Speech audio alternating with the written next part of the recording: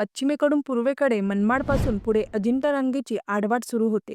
ती अंकाई-टंकाई या जोड किल्ल्यापासून, जिथे छत्रपती संभाजीनगर जिल्ह्यात या रांगेला अजिंठा डोंगररांग नावाने ओळखली जाते. भारतातील सर्वात जुनी लेणी म्हणून ओळख असणारी अजिंठा लेणी याच डोंगरात आहे. तुम्हाला माहिती आहे का, वाघूर नदीच्या काठावर ही लेणी वसलेली आहे. वाघूर ही तापीची उपनदी आहे, जिचा उगम छत्रपती संभाजीनगर मध्ये झाल्यावर ती पुढे जळगाव तालुक्यात वाहत जाऊन शेळगाव जवळ तापी नदीत वाघूरचा संगम होतो. आणि याच डोंगररांगेतच यादवांची राजधानी असलेला देवगिरीचा दुर्ग म्हणजे दौलताबादचा किल्ला त्यापैकी एक आहे. बघा आता, छत्रपती संभाजीनगर मधून बाहेर पडल्यावर या अजिंठा रांगेचे पुढे 2 फाटे फुटतात, म्हणजेच अजून 2 उपरांगा तयार होतात. मग ती फाटे कुठून तयार झाली तर बुलढाणा मधून.